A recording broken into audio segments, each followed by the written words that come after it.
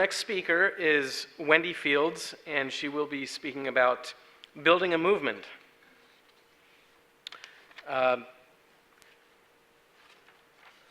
Wendy is Executive Director at Democracy Initiative, and before joining Democracy Initiative, she was the Vice President of Strategic Campaigns and Partnerships at Common Cause, where she focused on linking economic inequality and racial inequality to the democracy agenda. Before that, she spent 17 years at the United Automobile Workers in Detroit, Michigan, and she served as Chief of Staff to UAW President Bob King. She was the first woman to hold the highest non-elected position with the union. Please welcome Wendy Fields.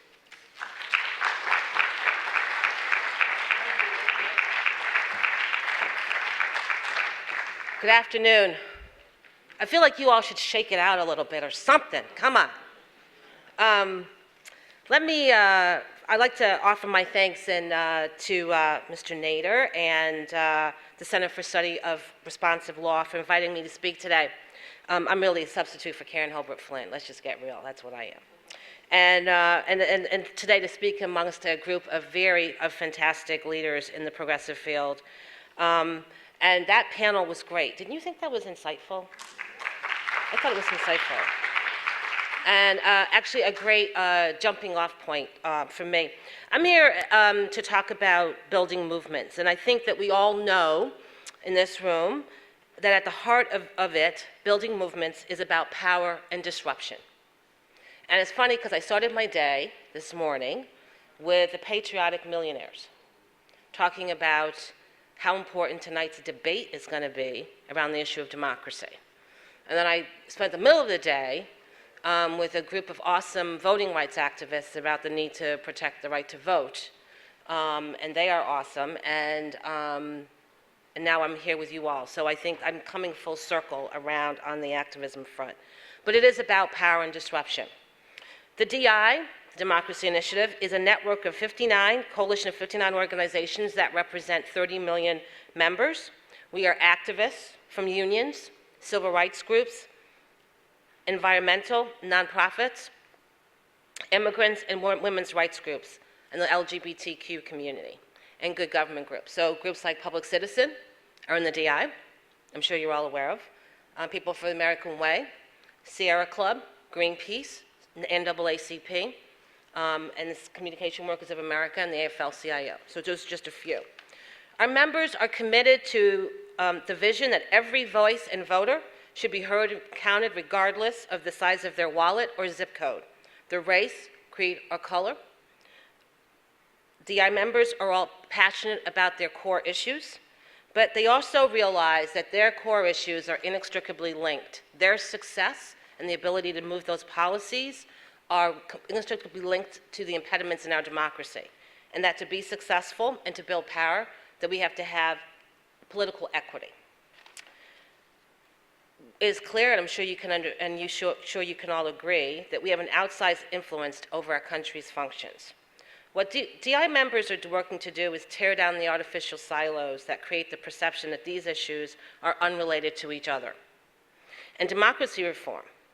Our members understand that all of the important issues being debated today are impacted by democracy, by the system that controls who can vote and how, who can influence decisions because they have deep pockets, and who is left out completely. As I said earlier, achieving success in climate change, civil rights, women's rights, workers' rights, and racial and economic inequality are inextricably linked to the pillars, fundamental pillars of our democracy. To advance any of those critical issues that are at the top of the mind today, we need not only protect democracy, but improve it, expand it, and expand the right to vote and the access to vote, and decrease the role of power and money that is in our politics. So many of our efforts are being invisibly strangled by the power of a few with very deep pockets. Millions of hardworking people contribute to our society every day, but that society is not addressing our issues. We know that to succeed in any of these areas, we have to fix the system, not just Congress, but in states counties, and towns. And not just in an election cycle. It's not just about this election cycle. It's about governing. It's about the everyday impact these policies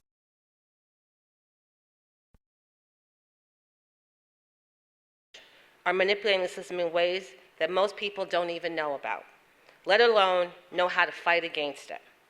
We need a clear understanding about election laws and procedural laws that might be cloaked in jargon that makes it sound remote and unconnected to our everyday lives. But that belief is exactly what allows those with money and power to do what they want and not be held accountable by the public. I think about the manipulations are real for everyday Americans. They are real when resources go to a town with an even higher income level than Flint, Michigan, to make sure their water is clean. They are real when politicians use their obscure rules to halt progress on gun safety, policies that the majority of Americans from both sides of the aisle support, clearly. They are real when harmful voter ID laws are put in place that bar members of our society, our parents, our neighbors, our friends, from exercising their constitutional right to vote. We must stand together to disrupt that power dynamic. That's the movement we need to build in order for all of our other movements to have a real shot. First, we need to demand that our leaders, from the presidential candidates to candidates running for city council or state legislators, tell us where they stand on the question of democracy. Are they going to continue the status quo of pandering for our votes up until Election Day and then ignoring our needs and priorities to appease their donors from November 9th on? Or are we going to hold them accountable to truly represent their constituents? Second, we need to take those answers and speak with our power, the power of the vote. We all know that the greatest power that everyday people have is in our ability to elect or reject leaders by voting. We need to vote. And we need to encourage every single person we know and those we don't know to vote too. We have to encourage and inspire people to vote because the more people vote, the more protection we have. It is about our power. Most of the time when we do pay attention to democracy reform, we concentrate on what's happening at the federal level. And that certainly is important. Public priorities and opinion often fail to translate to policy because once Election Day is over, as I said before, policymakers aren't influenced by the public. They are influenced by money flowing into their pockets. And even more frustratingly, they use loopholes and tricks to manipulate democracy. You know, and you've seen it in the Senate. Senators abuse the rules, hold silent filibusters, fail to bring critical legislation to a screeching halt, bring it to the floor. They leave nominations, as we know, critical nominations in our judicial system, hanging out there to dry. And we have no Supreme Court, one Supreme Court justice missing. On an often unrelated project or provision that scores points back home, they can be fully ready to pass legislation when it serves their interest and serves that of the special interests. This stranglehold on our democracy must end. However, this isn't just a problem that we need to fight on at the federal level. That goes without saying. The saying that all politics is local, but unfortunately we know that, so the power of big money. In Chicago, which is in the news every day, for example, a few powerful players with deep pockets control the elections. While only 15% of Chicagoans make more than $100,000 a year, in their last mayoral election, 63% of the donors did. This donor class does not represent the diversity, values, or interests of that community. So this year and every year after, we need to disrupt the status quo on more than the federal level with our votes. We can't waste our power by just focusing our attention and votes on the presidential election. And I say this, the DI will work really hard in this cycle to make sure that people vote the entire ballot, from the bottom to the top. This is about this is an election about us and our election of the kids that this great panel talked about today, that it is important for them to hit every box and send a very, very strong message to every state legislature and county across this country. The role that money plays in politics has been exposed this past election cycle like none other time before. We know that this election cycle, as I said this morning, is the cycle that really no one can argue, no one could argue, that reform around the amount of money that flows into our elections, no one can continue to go unchecked. We must have strong disclosure. We must have great transparency. We must have the ability to see who is buying whom and hold them accountable for every act they take. Finally, we have been, I'm going to go off script a little bit. We've had some really successes around public financing. Public financing is what, if many of you are old enough like me, Jimmy Carter ran in a publicly funded presidential election. Remember that? Who remembers that? It was a pretty good system, wasn't it? So many of the good government groups have been doing very successful public financing reforms in this country. New York has some, not perfect, right? But still. Connecticut, recently Maine, Seattle, and today, last year, 79% of the voters in Chicago voted for public financing, small donor matches in Chicago. We have yet to move that legislatively, but that was the question that was on the ballot. Today in Howard County, Maryland, how many of you from Maryland? How many of you from Montgomery County, Maryland? So Montgomery County, we passed public financing in Montgomery County. You should be applauded. And we're going to build on that this November with a similar ballot initiative in Howard County, Maryland. So across the country, we are beginning to build momentum around public financing and small donor campaign match to reduce the amount of money and to allow anyone to run for office and begin to sort of have a reflective democracy. So this year, and voter laws.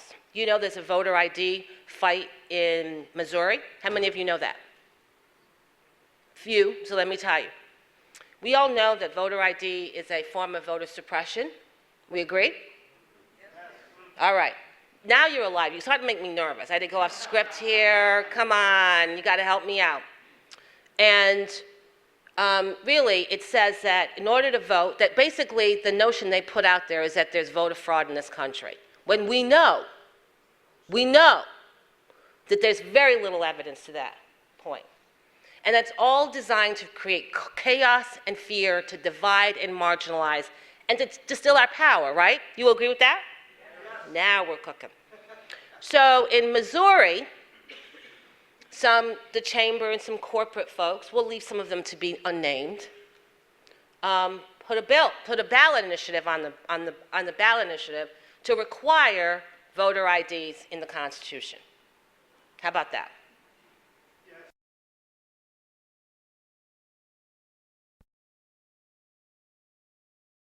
Yes. Yourself. I was wondering how you were going to get out of here.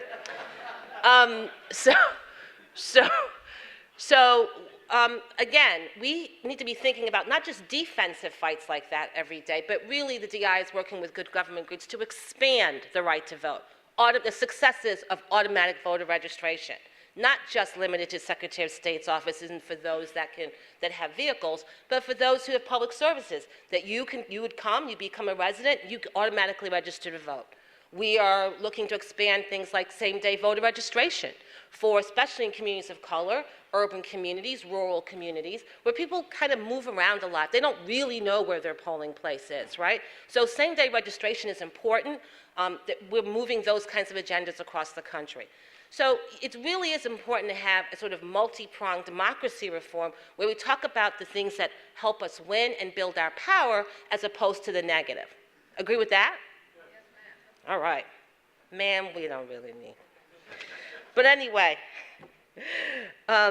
So it is why the Democracy Initiative was formed, was to not just be talking about it from a policy perspective, because that's important, right? But as I said in the beginning, it's about to put the real story, the narrative, the impact, what that power and that stranglehold has done to our communities. If you care about clean water, clean air, the largest inequality and the divide in this economic inequality that we have seen in our lifetimes, if you care about the fact that government was put in a place to create public service, a fully functioning government is how you deliver on the promise of democracy for everyone. And so if you are for that vision, then you have to be for a proactive reform driven by the people and not expect the institutions to do it for you. You agree with that? Yes. We're in a good place. So the role of money, as I've said, there's some really great initiatives and we need more to come. But, so if we are to sustain our momentum past November 8th, as I said again, we get focused on the election and less about the governing. Right? So it's a two-step process. We have to be moving to create a real disruption that then opens the door for progress for all of our movements. We need to hold our leaders on every level accountable, not just when they're running for office. That's how you build trust. At the DI, we will be excited, we hope, in the fall, depending on who wins the Senate, to work to change the Senate rules, to have a talking filibuster, to be able to create an ability to bring bills forward. So we all know the problems, but we know the solutions. Despite what they say, we all still have power. We really do make a difference. And you see those movements out there. You see it in the criminal justice reform sector. You see it around climate change. You see it around the millennials. You saw it in the primary. So this is our moment to build on those reforms today and going forward. So for us, it's breaking down silos across groups, really pushing a reform agenda that helps and makes changes in our community. So I appreciate your time. Have a great week. Thanks.